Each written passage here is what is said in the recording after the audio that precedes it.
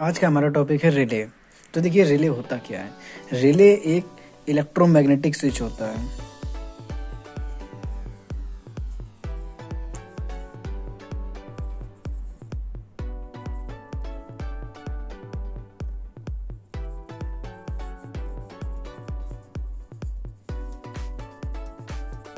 Relay एक electromagnetic switch होता है जो कि दिखने में कुछ इस प्रकार का होता है। रिले वैसे कई प्रकार के होते हैं, ये हर जगह अलग अलग टाइप के होते हैं।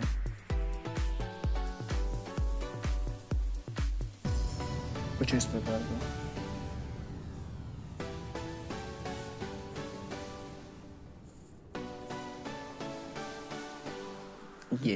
ये हमारा एक रिले है जिसमें कि टोटल 5 पिनें होती हैं। 1 2 3 4 और एक ये 5। जैसे कि आप देख रहे हैं ये सेम इसी की तरह है। यहाँ पर देखिए आगे हमारी 1 2 3 1 2 3 और पीछे की साइड 1 और 2 1 और 2। ये रिले और ये रिले दोनों एक जैसी हैं, बस अंतर क्या है कि ये 5 वोल्ट की है और ये 12 वोल्ट की है। ये जो रिले हमारी ये 24 वोल्ट की है, ये बड़ी गाड़ियों में यूज़ की जाती है। ये एक ट्रक की रिले है और ये नॉर्मल हमारे घर में यूज़ होने वाले स्टेबलाइजर की रिले है। तो चलिए देखते हैं रिले होता क्या है। तो रिले एक इलेक्ट्रोमैग्नेटिक स्विच होता है। देखिए स्विच शब्द हमने कहीं ना कहीं सुना है। हमारे पास जो बोर्ड होता था उसमें एक स्विच होता था जिसे हम नॉर्मल स्विच बोलते थे। हमने स्विच ऑफ कर दिया, करंट ऑफ हो गया, स्विच ऑन कर दिया, करंट ऑन हो गया। तो ये तो रही बात हमारे स्विच की। स्विच में क्या करना पड़ता, हमें चलाना पड़ता था।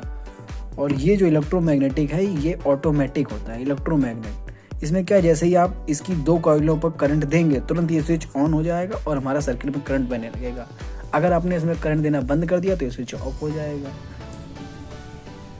इसकी सहायता से कई प्रोजेक्ट बनाए जा सकते हैं जो कि ऑटोमेटिक या रोबोटिक्स होते हैं, जिन्हें मैं आपको बनाना सिखाऊंगा मेरे दूसरे चैनल पर। और बाकी रिले के बारे में अभी हम आज फोकस करते हैं। देखिए रिले दिखने में कुछ इस प्रकार से होती है। अगर इसमें हम कुछ देखें तो यहाँ पे कुछ लिखा रहता है, ये पढ़िए इसके बारे में। ये जो रिले हमारी ये HL कंपनी की है जिसमें DC 5 वोल्ट, ये जो लिखा है DC 5 वोल्ट, ये DC 5 वोल्ट से ऑपरेट हो जाती है। अगर पता करना है कि हमें कोई चीज़ या कोई रिले कितने वोल्ट से आउटपुट होती है, तो अगर उसमें क्या लिखा है सबसे पहले देखते हैं। यहाँ पे लिखा है 5 वोल्ट। या तो इससे आधा कर दीजिए तो इससे डबल कर दीजिए, मतलब इसका आधा होता है हमारा 2.5 वोल्ट। तो 2.5 वोल्ट अगर इसको मिनिमम देंगे तो ये हमारा चल जाएगा। और अगर इसको हम डबल कर दें यानी 5 के दुगुना 10, तो 10 वोल्ट इसका मैक्सिमम हो जाएगा और 2.5 वोल्ट इसका मिनिमम हो जाएगा। अगर आप इसे 2.5 वोल्ट देते हैं तो ये हमारा ऑन हो जाएगा और 10 वोल्ट देते हैं तो भी ऑन हो जाएगा। लेकिन अगर इसके ऊपर दे रहे हैं तो इसकी कॉइल में असर पड़ेगा और धीरे धीरे रिले हमारी ख़राब हो जाएगी। सेम इसी तरह ये भी हमारी रिले है।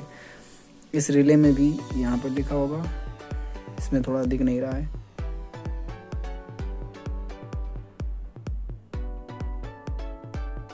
मैं दिखाने की कोशिश करता हूँ। इसमें इस रिले में थोड़ा सा भद्दा है, आपको नहीं दिख रहा होगा, लेकिन ये रिले 12 वोल्ट की। चलिए इसी रिले को देखते हैं हम। तो इस रिले में हमारे पास और क्या क्या चीज़ें हैं। ये हमने देख लिया रिले DC 5 वोल्ट। अब देखिए 50 से 60 हर्ट्ज, ये जो वैल्यू है 50 से 60 हर्ट्ज या 50/60 हर्ट्ज, ये हमारे घर में बहने वाले करंट की एक तरीके से फ्रिक्वेंसी होती है, जो कि इंडिया में हर घर में यही होती है 50 से 60 हर्ट्ज। अगर आप इंडिया के बाहर अमेरिका या कहीं और जाएंगे तो वहाँ इसकी वैल्यू चेंज हो जाएगी। अब इसके बाद हम और नीचे देखते हैं तो नीचे हमारे पास वैल्यू कुछ इस प्रकार से है। ये 7 एम्पियर 250 वोल्ट यहाँ पर है जो कि इसमें भी काम करती है, और 12 एम्पियर 120 वोल्ट DC। ये देखिए सिंबल जो है इसके थोड़ा अब गौर कीजिएगा, दिखाई नहीं देंगे। ये DC 12 एम्पियर DC तक ये ले लेगी और 7 एम्पियर AC में काम करेगी। ये मेन जो रिले हमारी मार्केट में ले जाएंगे तो हम बोलेंगे हमें DC 5 वोल्ट की 10 एम्पियर की रिले दे दीजिए। यहाँ पे लिखा है 10 एम्पियर, जबकि ये जो रिले हमारी ये 24 वोल्ट की 30 एम्पियर की रिले है। ये देख सकते हैं ये रिले खुली है। जैसे कि ये रिले हमारी, तो ये अंदर से सेम इसी तरह की होती है, बस क्या है इसमें प्लास्टिक कवर चढ़ा और इसका कवर हमने हटा दिया इस तरफ से। देखिए ये हमारी एक कॉइल होती है। ये कॉइल क्या होती है, जैसे इसमें करंट देते हैं इस तरफ से और इस तरफ, यानी नेगेटिव पॉजिटिव में 2 टर्मिनल में यहाँ करंट दिया। करंट देने पर क्या हो जाएगा कि इलेक्ट्रोमैग्नेट बनेगा।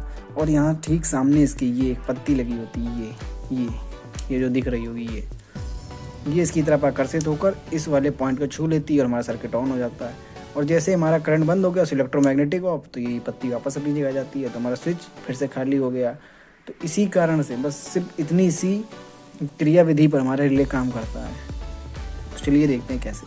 अब देखिए हमारे पास वापस अपने रिले पर आते हैं। इस वाले पॉइंट और इस वाले पॉइंट, यानी कि जिस तरफ 3 पॉइंट होंगे उसके बाहरी दोनों पॉइंट पर हमारी एक कॉइल फिट होती है। ये एक मैग्नेटिक कॉइल। अब इस कॉइल पर जैसे ही अपना यहाँ प्लस पावर या यहाँ माइनस पावर, अब ये 5 वोल्ट की तो 5 वोल्ट दे देंगे, या 12 वोल्ट की है तो 12 वोल्ट दे देंगे। जितनी पावर सप्लाई थी तो हमारा रिले ऑन हो गया। ये जो बीच वाली पत्ती होती है, ये पत्ती अंदर ही अंदर इससे अटैच होती है इस जगह, और यहाँ से एक स्प्रिंग इसमें अटैच रहती है जो कि पत्ती खींचे रहती थी अपने तरफ, इस तरफ। जैसे हमने पावर दिया, इसने मैग्नेट बनाया और इस पत्ती को खींच दिया अपनी तरफ, तो ये पत्ती धीरे धीरे यहाँ से जाके डॉट डॉट कुछ इस प्रकार से हो जाएगी। अब देखिए जब तक करंट है हमारा तब तक ये पत्ती यहाँ रहेगी और इस पॉइंट से हमें करंट मिलता रहेगा। जैसे हमने यहाँ से करंट देना बंद कर दिया तो वापस से अपनी जगह आ जाएगी। सेम प्रोसेस एक बार फिर से थोड़ा जूम इन से देखेंगे। ये देखिए ये हमारी मैग्नेटिक कॉइल, जैसे हमने इसमें करंट दिया तो ये जो पत्ती होती है, ये पत्ती इस वाली पत्ती के साथ आके अटैच हो जाती है, और करंट देने के ठीक बाद जैसे करंट बंद कर देते हैं तो वापस में ये चीज़ आती है। इसको खींचने के लिए यहाँ पर साइड में ये देखिए, ये इसके स्प्रिंग लगी होती है। ये जस्ट अब बात करते हैं इसके पॉइंट्स के नाम। तो देखिए ये वाला जो इसका पॉइंट होता है इसे बोलते हैं एनओ, यानी नॉर्मली ओपन। ये जो हमारा पॉइंट होता है एनसी, यानी नॉर्मली क्लोज। बीच वाला जो पॉइंट होता है इसे बोलते हैं कॉम, यानी कॉमन, और इसे बोलते हैं अपनी कॉइल की पिन, जिसमें आप कोई भी पॉजिटिव नेगेटिव किधर भी दे सकते हैं। कॉइल में कोई पॉजिटिव नेगेटिव नहीं होता है। तो देखिए ये हमारी 5 वोल्ट की रिले कुछ इस प्रकार से, सेम हमारी 12 वोल्ट की रिले। दोनों के फंक्शन एक ही होंगे, दोनों की पिन्स भी एक ही होंगी। देखिए चलेंगे पिन दिखाते हैं आपको। ये देखिए एनओ, एनसी, और ये हमारी कॉइल की पिन 1, पिन 2, और ये कॉमन।